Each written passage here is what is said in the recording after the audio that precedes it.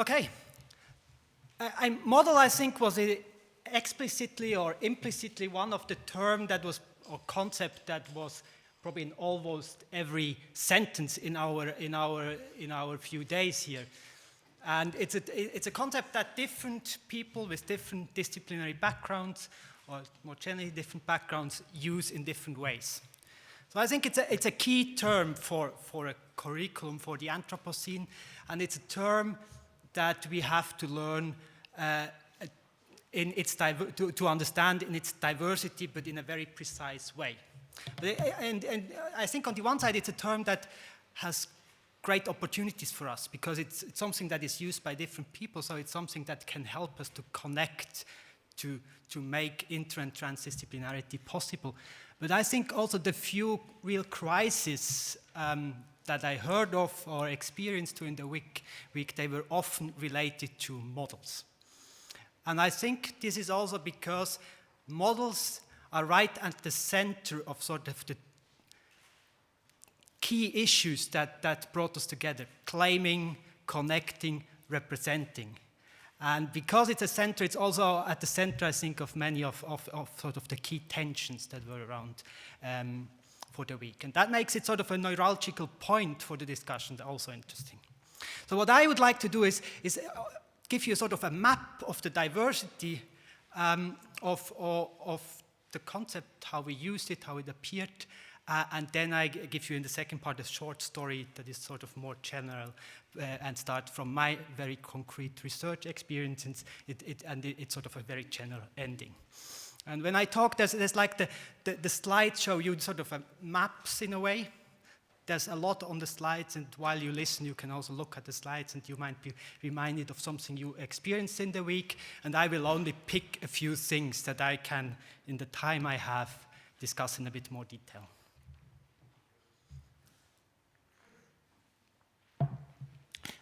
Because of this diversity and the importance of the diversity, and I think the key here really is that we start to understand the diversity, because bringing different understandings of the concept in new ways together, I think, is something that we have to do for understanding what models do in our context. I don't want to give you a definition, but I thought I would give you sort of three sort of characteristics of model that might be general enough and still a little precise to help us guide. I think models in one way or another refer to something, stand for something. The second thing is it has to do something with building, with making. I think this process is important, or this doing is important. And I think what models makes also a very good subject for bringing people together is that in one way or another it's something tangible, accessible, or wants to be tangible, accessible. One characteristic that is often discussed in the context of model is simplification, and I think this might be a wrong understanding of models in our context, but I put it here with a question mark. This is sort of how I classified the diversity of models that we might have encountered in the week. I don't think that, I made it up, but it might give you a sort of an overview. I think we talk about models when we talk about about preconceptions in the mind, in a way, how we perceive the mind, the world, and we can't do that just without having something in our brain, sort of. And that ranges for things like worldviews, mythologies were something we discussed a lot, to mental model that can also be implicit, we're not aware of them. Conceptual models, narratives were important, also graphical models. And then I think also some of the more rhetorical elements are important here. I didn't know how far I want to go. Analogies for sure, and then somewhere with metaphors of different kinds of imagination, maybe the usefulness of the concept model breaks down. Then we had this sort of second type of models that I call machines. I have a range of sort of machines, from expert systems to data mining, in between the sort of very important models of computer simulation models that are depicted here. What I might want to say about this range is that there's a range for models that aggregate qualitative expert knowledge or stakeholder knowledge, all the way to models that deal fully with data, like data mining. So and in between, there's all sorts of models that in one way or another combine our understanding or the understanding of different experts with data. I think this range is quite interesting. And then I think what really was interesting for me to think about is models that are sort of objects, events, something physical. It can just be an artist's artifact or any other physical object, like a model of an architect. For us in biology, an organism is, for instance, a model, a particular organism or a particular individual. And often we had also one story of an organism, one organism that we used them as a model for a discussion. We had role plays, and I will give you an example. I think the exhibition interventions can be modeled. This curriculum on campus is meant to be a model. And in a simple sense, it's just a blueprint for a next campus, but I think it's also a model in a different way. So it can be seen as a model of a new way of sort of expert panel that might replace something like the IPCC, where different, so it can be a model of that. And in our field in ecology, case studies are an important type of model, a site, and in these discussions here, often an issue was a model, and that's of course also something that in social sciences, humanities is often an important model. I want to give you here one example that I found very interesting. That's this picture down here. That's a Schelling's model, a Nobel Prize winner, and it's about segregation of people in cities, for instance. So you have black and white, can be sort of Italian-speaking, German-speaking people, and they, based on the surrounding neighbors, they decide whether to move to another place or not. If they have more than 3 of the same kind of people next to them as neighbors, then they stay. If it's only 2, they move to a place where they have at least 3. And the outcome is that in the end you have segregation. And the paradox is that they all want to be in a mixed neighborhood, but they all end up in a segregated neighborhood. Now, the interesting thing is that we played that. So we were the black and white dots, and we played it. And what I find interesting is that when you look at the model as a theoretical model on the computer screen or play it, you come to different conclusions. When we discussed the computer model, we came to the conclusion there must be something like a tax system that makes it harder for people to move if you don't want segregation. If you played it, you realized when you're in a group with only 2, 3 of your guys, that if you move, then it hurts them because they're alone. So actually it was about solidarity. So being inside the model or looking at it from the outside, logically exactly the same model had a very different role for understanding, I think, and that's interesting. And I think this is something much more general of interest, I think, in the Anthropocene, where this inside and outside was such an important topic for us. Okay. I think one key thing of models, and this is the limits to growth model in the middle, is that it stands in the center between representing, claiming, and connecting. And many of the discussion is how a particular model relates to these 3 corners. Is it political? What does it represent or not represent? What does it connect or not connect? I want to sort of say something about what makes this special in the case of the Anthropocene, and I thought I might relate it to other topics that will be discussed at other tables. In the case of representing, scale is something that model deal with in the Anthropocene. It's a problem of the Anthropocene is that things happen somewhere else, happen at another time, or that you have small and large things that interact. And how you bring these things together is a big challenge, and model help us with that.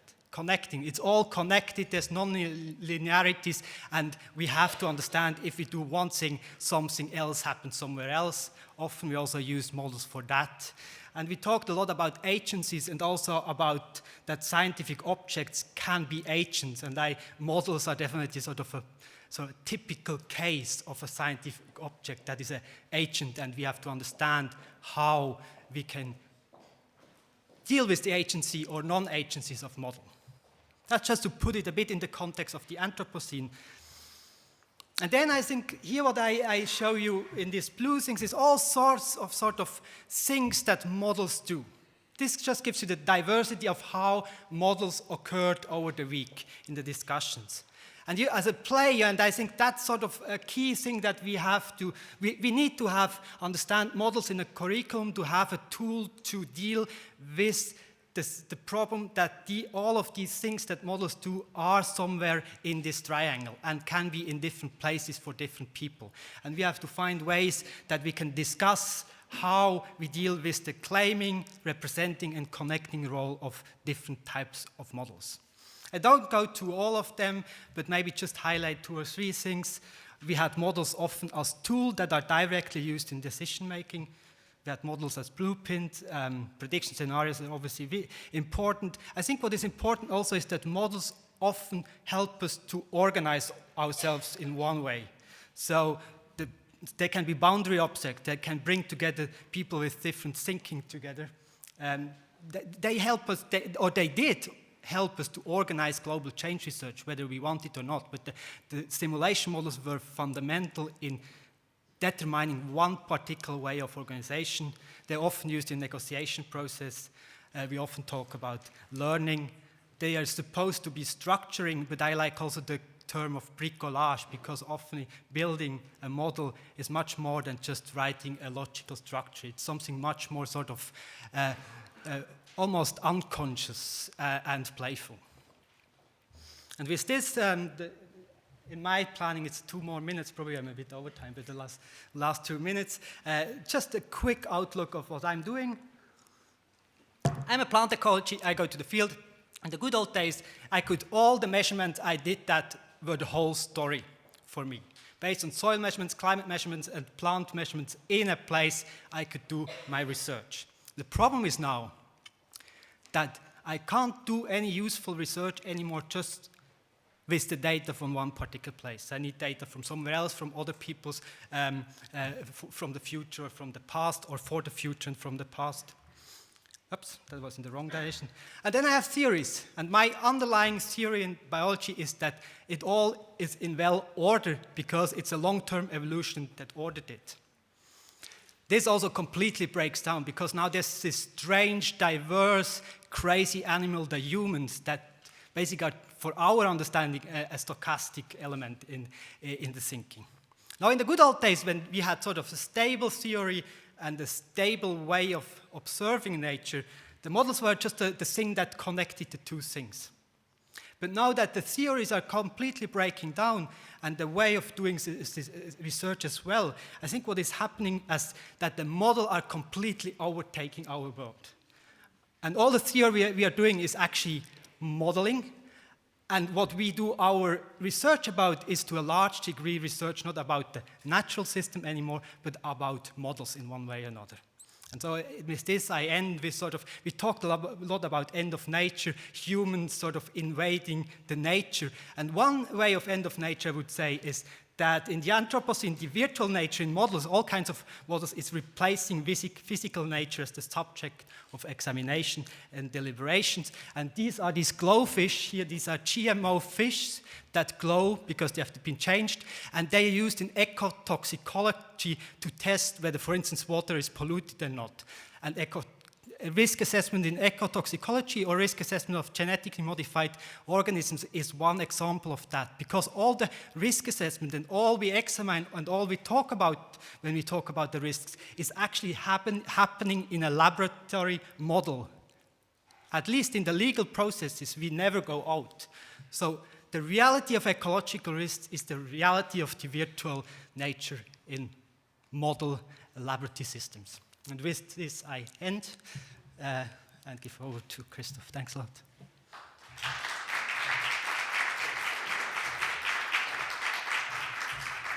Thank you, Christoph. I would like to introduce our next presenter, Sabina Hula, giving her own perspective on the term model. Sabina Hula is physicist and historian of science, technology, and environment. She's associate professor of science and technology studies at the Royal Institute of Technology in Stockholm. Her research addresses the cultural history of modern science and technology, the history of space and globalization, environmental history, and feminist science and technology studies. Her habilitation thesis from 2010 is titled Spaceship Earth, Envisioning Human Habitats in the Environmental Age, and it explores sufficiency and efficiency ideals in closed life support systems between 1960 and 1990. Sabine. Well, thank you. Thank you, Christoph. Thank you, Christoph, for the introduction on the models. That was much more rich than what I can present here. If this is a public hearing on model, I will not be the defendant, but the skeptic, I think. From a history of science perspective, I will address what Christoph just now had termed the expert systems, or the machine, the data models, the computer models.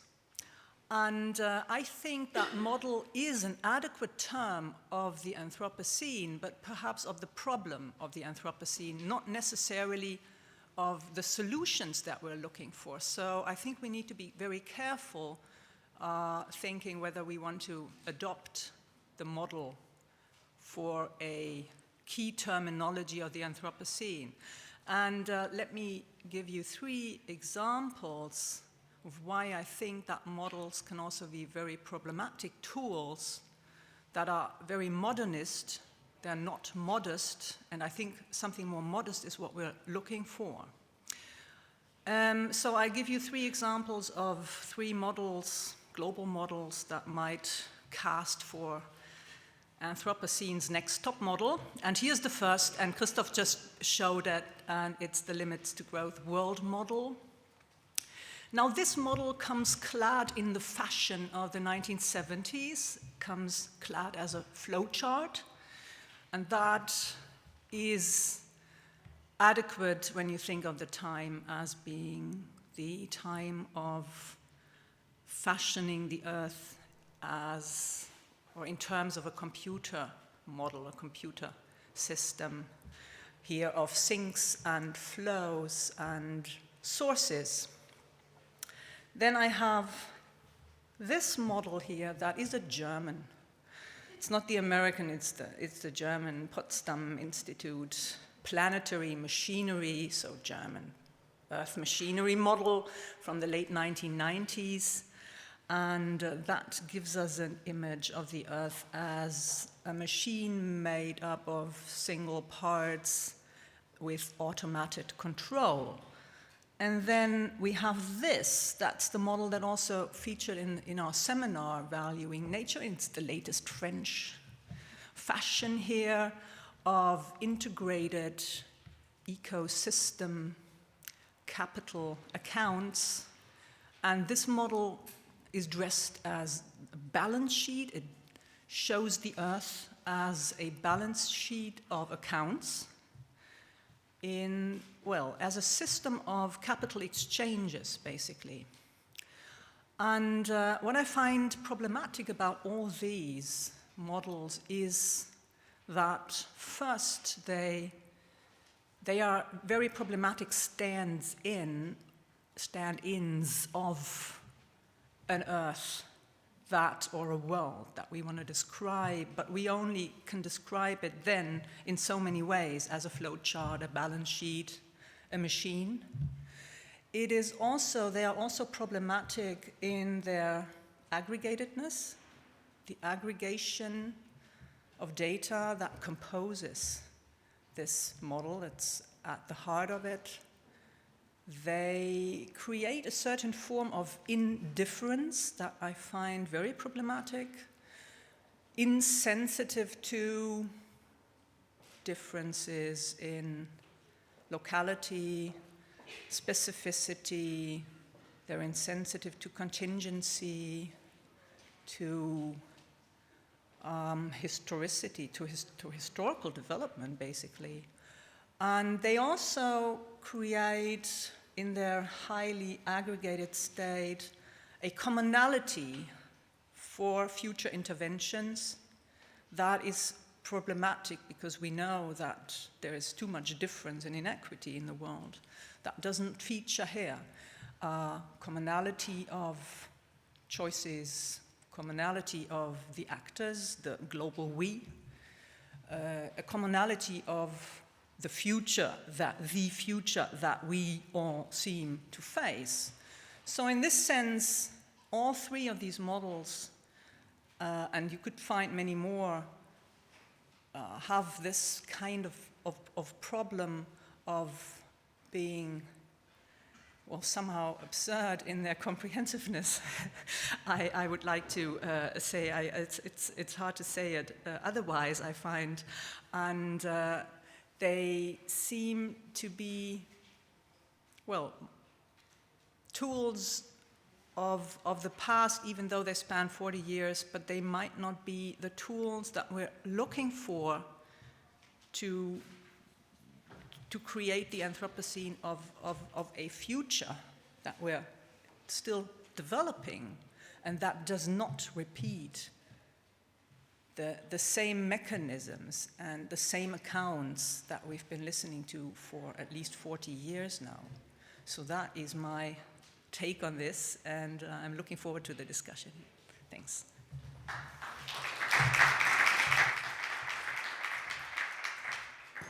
Thank you, Sabine, for this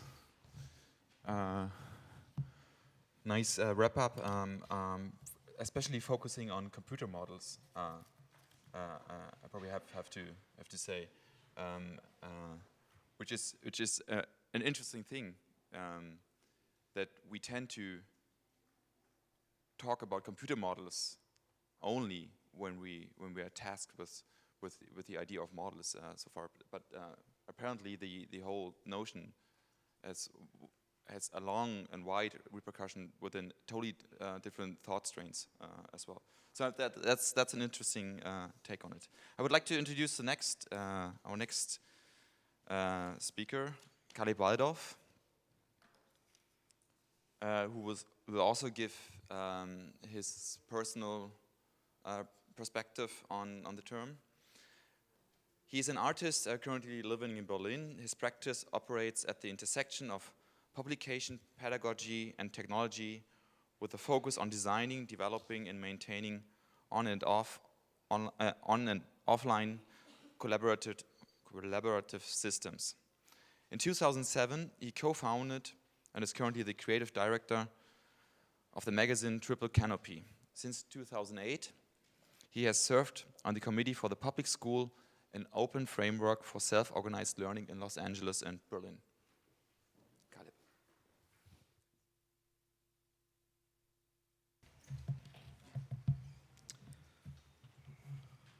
Hi, everybody. So it turns out that I'm also very skeptical of models.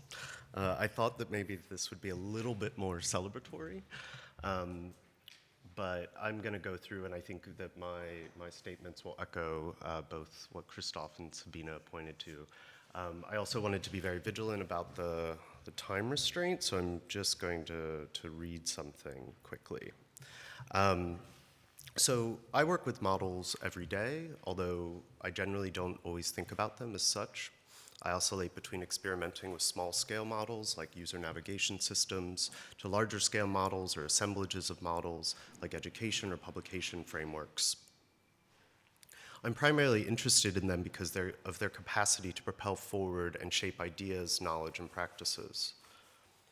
In this session's description, it is stated that the models don't hold and don't pretend to hold universal truth.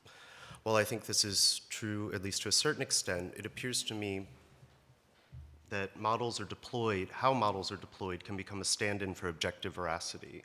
That is, they perform as a test case that can be turned into blueprints which are relied upon and can have significant deterministic effects. And so an obvious example of this would be something like Google Search, whose algorithmic models rate, rank, and organize information. For instance, in the case of searching the term model, Google.com tells us the most important thing for us is models.com. And the least important, on page 39, thousands of results later, is a PDF called Privacy Maturity Model, which tracks the impact of privacy concerns for corporations in Canada. So Google's PageRank is an easy target. it is a complex modeling system that we know has profound effects on how information is organized and accessed. Less perceptible on the page results, but also important are the influences of other models. A search bar and a set of links at the top that are based off of user interface navigation models, the color blue supposedly derived from extensive user modeling and testing, the form of the list of results takes, which is based off of content presentation models, and so on. If we simplify this to two elements, the models that provide the information and the models that inform the user interface, we can say that Google is extremely successful here. It creates a resilient structure that can manage large amounts and different types of information and transmit that information to an extremely simple form to an end user. And in this example, the success derives from the ability to obscure the underlying complexity and the various intermingling elements. Additionally, the various models here aren't simply a representational system, but something much more significant, a kind of paradigm that not only works within the confines of the network, but also works outwardly to establish rules and modes of content. And so when a model or assemblage of models becomes a layer with which we primarily act with, rather than the complexity with which they provide an interface for, they can condition us to accept their particular abstract understanding as truth.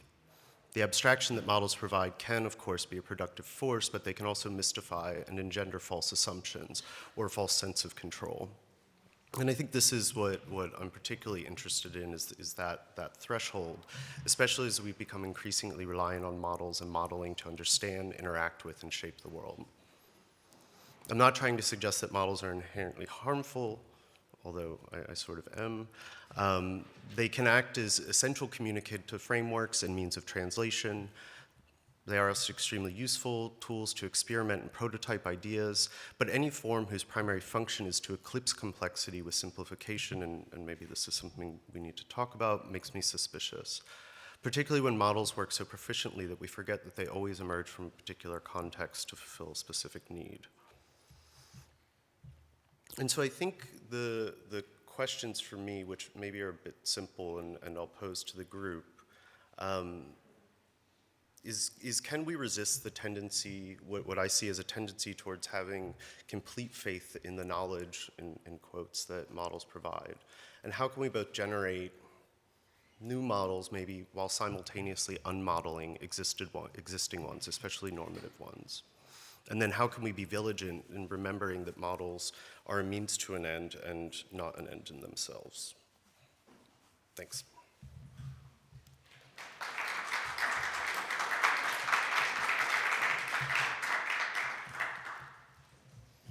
Thanks, Caleb.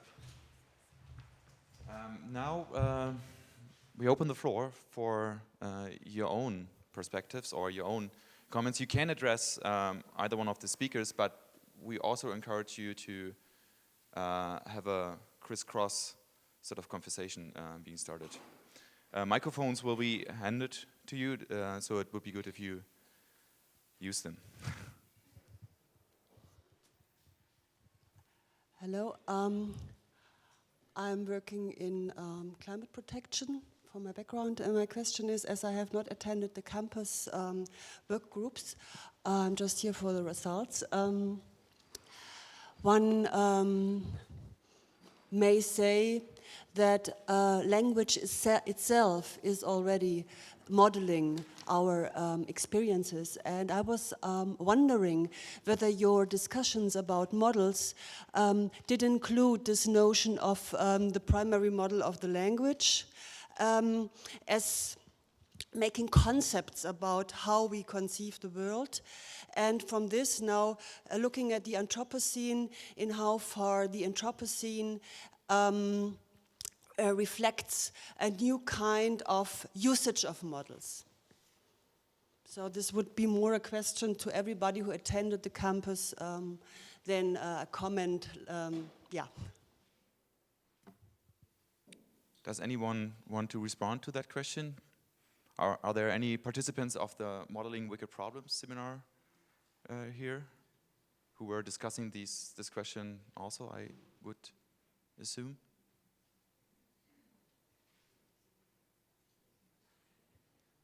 Maybe Roman, if you if you have a take on that? No? Okay, is there Sabine? Yeah, I think this question of language is really very important, so I'm glad you brought it up. I didn't really refer to it in my statement, but of course it became clear that if you present Earth as a computer model or flow chart, then you think of it in terms of a flow chart. And if you present it as a machine, a closed system of material information and energy exchange, then you think of the Earth as a machine, and if something breaks, then you might fix it, and if you have the spare part. If you think of it as a balance sheet, then if something is ruined and devastated, but you're rich enough, then you can just pay the 1,000 euros for the tree that you have to pay in Berlin for a street tree. So what does that kind of language that goes with the way we model, what does that do to our perception of reality? And this link I find is really, really interesting to explore. So now I'm not a linguist, I'm not a literature studies person, but I can see that there is this kind of preconceptions, and we cannot do without them. So we won't ever find a terminology that skips the whole problem. But what we can do is, of course, to be very careful about the terms that we use. So I would suggest that for a glossary of the Anthropocene that is future-oriented, it should be less static terms, more process terms, for instance. And I don't know what they could be, but the model, for instance, is a static term. It's not like experimenting, an open process term. So that could be one idea of how to choose terms carefully. So you want us to choose verbs instead of nouns? Easy.